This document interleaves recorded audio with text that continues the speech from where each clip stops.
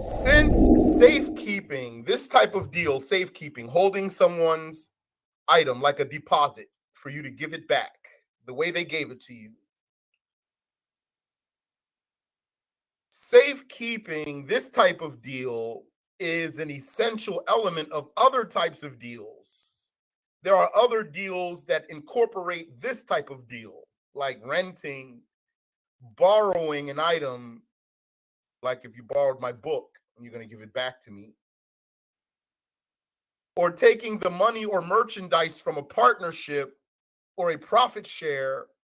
All of those types of deals incorporate safekeeping.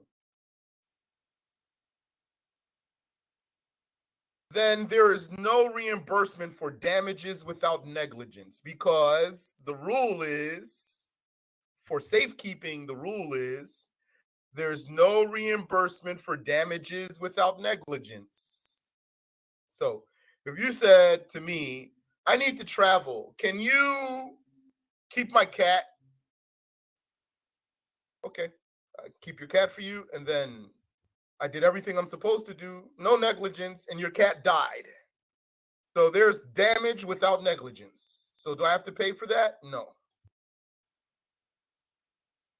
Even though the cat was in my care, even though. That's not the Muslim way. So when it comes to safekeeping, I'm doing you a favor and I'm holding your stuff for you. And if it gets damaged without negligence on my part, I don't have to pay you back for that. And then there are other types of deals that incorporate safekeeping, so they keep that rule that goes with safekeeping. So since safekeeping is an essential element of renting, borrowing an item, and taking the money or merchandise from a partnership, you have partners, and then you took the money of the firm. So now it's not just your money. So then there's the safekeeping involved here. Or a profit share, which is that it's not your money, it's someone else's money. You'll do the work, he fronts the money, you do the work, and then you split the profits. Remember, that's different from a partnership.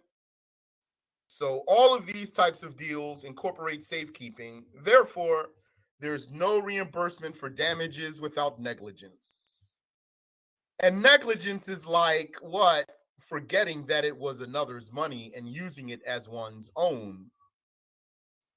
So no, that's not overlooked. Now, he wouldn't be sinful at the moment when he does that. He's not being nefarious here and treacherous. He forgot that it's not his money.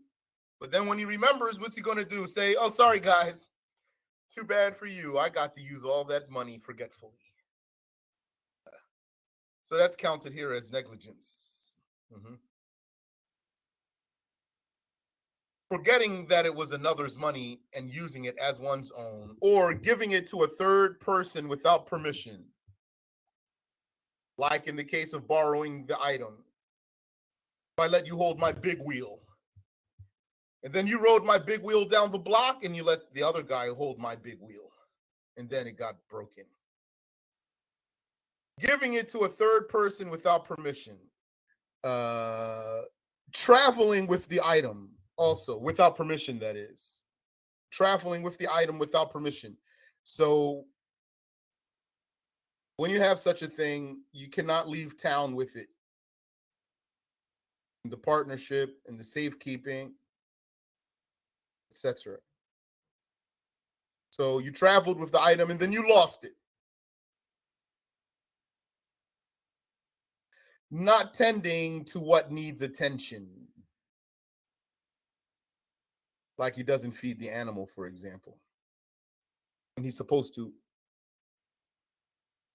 Improper storage. Unauthorized usage. Unauthorized usage. To use it in a way that was not permitted. And then it was damaged in the process. So you have to reimburse them. Sleeping in clothing that is not usually slept in. And then it gets damaged because it gets worn out like that. overworking an animal, procrastinating in returning the item after requested, after the item was requested, or after the person was requested to return it. Without an excuse, he procrastinated.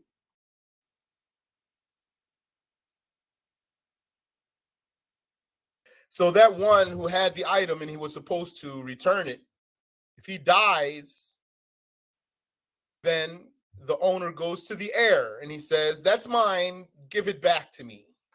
So if the heir does not return it after being requested, so that's damages, then the heir must pay.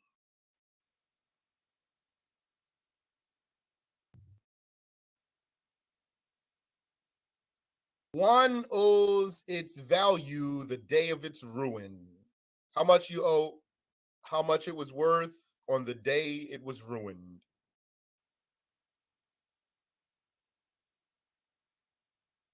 The collateral taker reimburses if he destroys the collateral while using it and the debt remains. So he just pays for the item that he destroyed. And the debt itself remains.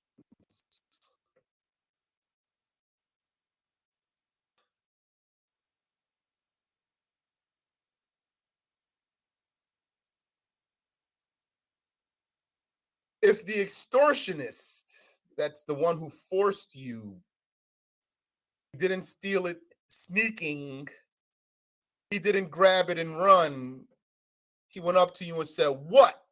And he took it from you. He bullied you and took your stuff by force. If the extortionist destroyed what has no monetary value, like one or two wheat grains, has no monetary value, you can't sell that, but it's yours, so he has no right to destroy it or take it. Or a trained dog has no value, no matter its breed, has no value, monetary value, that is, because it's najis. So he took that dog from you and it died. He does not have to pay for it. What does he have to do then? He has to repent. That was haram.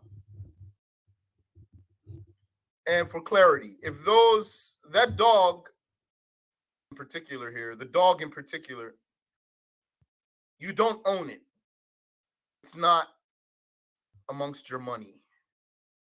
Rather, what do you do with that dog? What do you have over that dog? Not ownership, rather, you have control over that dog. And that dog is special to you. We might even say it's your dog, but not with the meaning that you own it. So he can't take it from you.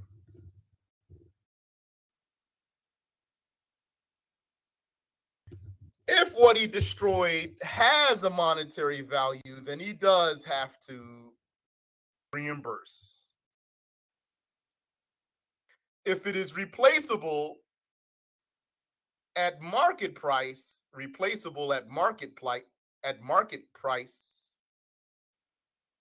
not more than market price, within a shortening distance, not further than a shortening distance. Don't say travel distance, say shortening distance. Then it's replaced. He buys it at market price. He goes that distance that's not too far, and he gets it and he replaces it.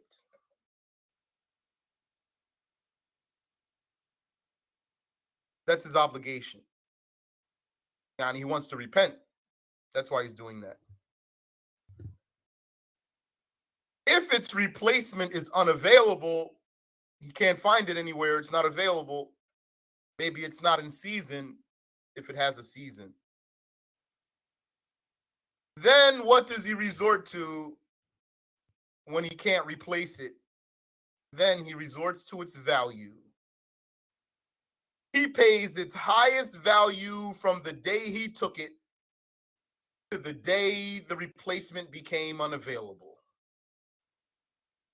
He pays its highest value from the day he took it, not from the first day it ever existed, from the day he took it to the day the replacement became unavailable.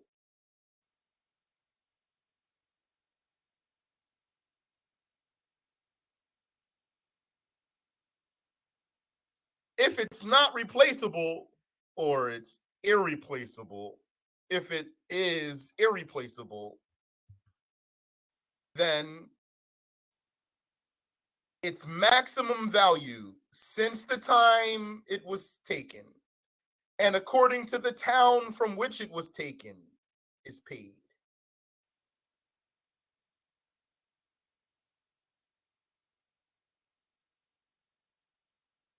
So all of that is if he extorted something and then he ruined it. He destroyed it. Maybe he consumed it. It's gone now, or it's broken, or whatever. But what if he extorted it and he still has it and he did not destroy it? Then he must return it immediately. No delay, even if the expense of returning it is greater than the value of the article, because he shouldn't have taken it. And he has to pay the difference for any depreciation. It lost value, then he has to cover that depreciation of value. And he has to pay the rent for the time of such an article, that thing that he bullied out of the other one. And then he had it until he was ready to repent and give it back. How much would something like that be rented for the time he had it? He has to pay that too, whether he used it or not. And if a third person destroys it, not the one who took it, then the one who took it pays the owner and goes to the third party for reimbursement. And Allah, the glorified, knows best.